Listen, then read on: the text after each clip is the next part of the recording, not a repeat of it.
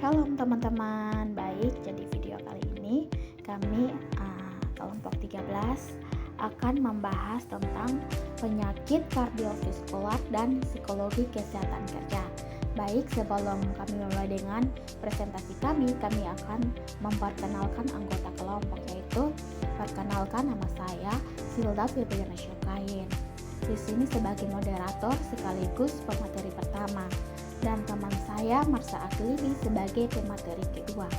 Baik, di sini saya akan menjelaskan penyakit kardiovaskular. Jadi penyakit kardiovaskular merupakan salah satu masalah kesehatan masyarakat yang terbesar di dunia, terutamanya di negara-negara industri. Penyakit kardiovaskular mencakup berbagai kondisi yang mempengaruhi jantung dan pembuluh darah, termasuk penyakit jantung koroner, stroke, dan hipertensi. Jadi salah satu faktor risiko utama dari penyakit kardiovaskular adalah tekanan darah tinggi dan secara signifikan lebih umum di masyarakat industri dibandingkan dengan komunitas tradisional. Jadi perbedaan ini mengindikasikan bahwa aspek lingkungan, sosial, dan ekonomi memainkan peran penting dalam peningkatan risiko penyakit kardiovaskular. Jadi materi ini akan membahas tentang hubungan antara tempat kerja yang risiko penyakit kardiovaskular dengan fokus pada kontribusi psikologi kesehatan kerja dan pencegahan dan pengelolaan penyakit ini. Jadi materi ini merujuk pada penelitian yang dilakukan oleh Paul Letbergis dan rekannya yang mengeksplorasikan keterkaitan antara stres kerja dan kesehatan jantung. Ada juga penyakit kardiovaskular di era industri. Jadi di era industri, penyakit kardiovaskular telah menjadi penyebab utama, di mana ada kematian, terutama di negara-negara maju. Jadi perkembangan industri dari urbanisasi telah menciptakan lingkungan yang penuh dengan tekanan, yang secara signifikan mempengaruhi kesehatan fisik dan mental pekerja. Jadi di sini gaya hidup dari modern yang ditandai dengan pola makan yang tidak sehat, aktivitas fisik yang minim, dan tingkat stres yang lebih tinggi. Jadi ini berkontribusi pada peningkatnya prevalensi penyakit kardiovaskular. Jadi ada juga tekanan sosial dan ekonomi di lingkungan kerja juga memiliki peran yang besar, di mana struktur organisasi yang kompetitif dan penuh tekanan. Jadi ini seringkali mendorong gaya hidup yang tidak sehat, misalnya jam kerja yang panjang, kurangnya waktu istirahat, dan ketidakpastian pekerja dapat meningkatkan risiko penyakit kardiovaskular. Risiko tradisional dan faktor sosial.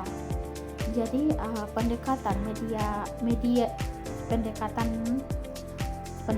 medis tradisional dan pencegahan penyakit kardiovaskular umumnya berfokus pada faktor risiko individu, yaitu seperti merokok, kadar kolesterol tinggi, obesitas, dan kurangnya aktivitas fisik.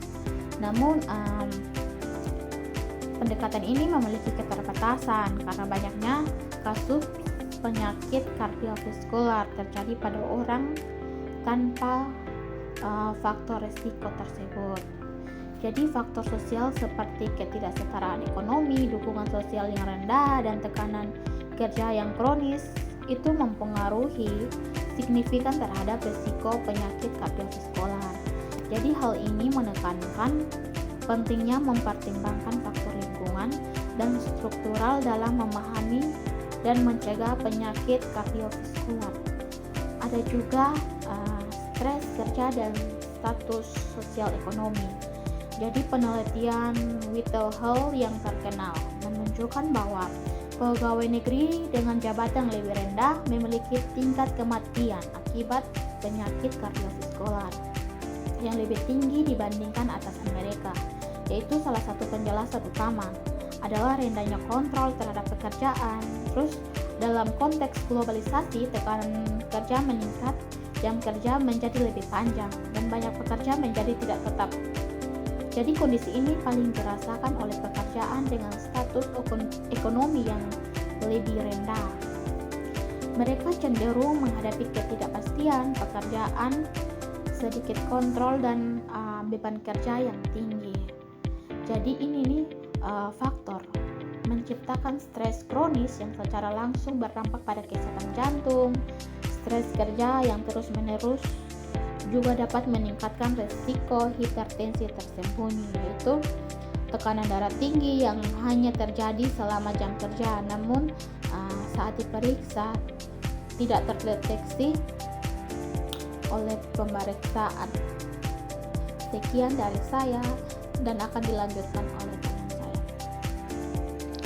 Materi yang berikut yaitu bukti epidemiologis dan mekanisme biologis. Nah, berbagai studi epidemiologis mendukung hubungan antara tekanan kerja dan peningkatan risiko penyakit jantung, sehingga data menunjukkan bahwa pekerja kerah biru termasuk buruh pabrik, operator mesin, dan supir seringkali mengalami tingkat stres tertinggi karena terdapat beberapa hal, di antaranya pekerjaan yang repetitif, yang monoton, tuntutan fisik yang berat, jam kerja yang panjang, serta minimnya otonomi dalam pengambilan keputusan.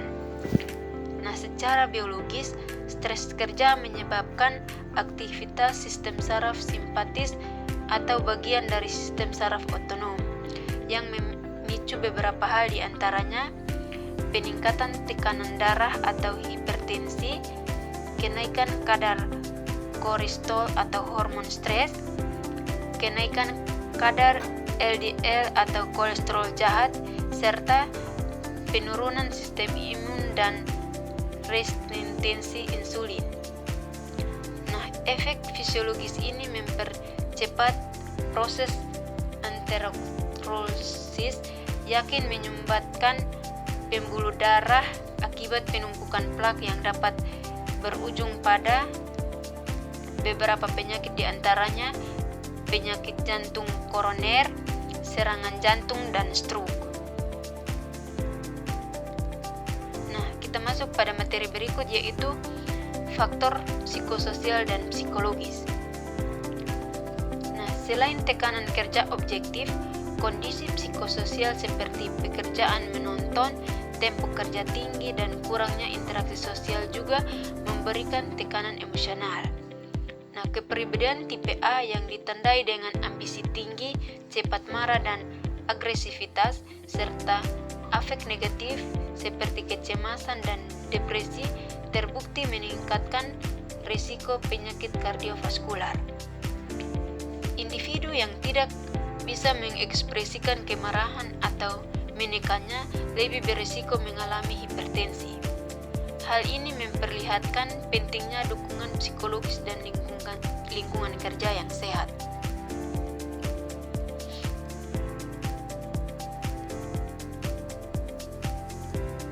Nah, yang berikut itu peran psikologi kesehatan kerja. Psikologi kesehatan kerja memiliki peran penting dalam menganalisis faktor risiko di lingkungan kerja dan membantu merancang intervensi yang efektif. Kolaborasi antara psikolog dan profesional medis sangat dibutuhkan untuk merancang program promosi kesehatan yang tidak hanya menyasar individu tetapi juga memperbaiki sistem kerja secara keseluruhan. Psikolog kesehatan kerja berkolaborasi dengan manajemen dan tim medis untuk merancang beberapa hal, di antaranya mendesain ulang pekerjaan agar lebih fleksibel dan manusiawi. Berikut peningkatan kontrol kerja seperti memberi karyawan lebih banyak kebebasan dalam mengatur tugas. Yang berikut pengurangan beban kerja yang tidak proporsional. Dan yang berikut pelatihan manajemen stres atau mindfulness dan coping skills. Cara yang berikut yaitu kampanye promosi kesehatan, seperti kampanye berhenti merokok, pengolahan stres, olahraga, dan pola makan yang sehat.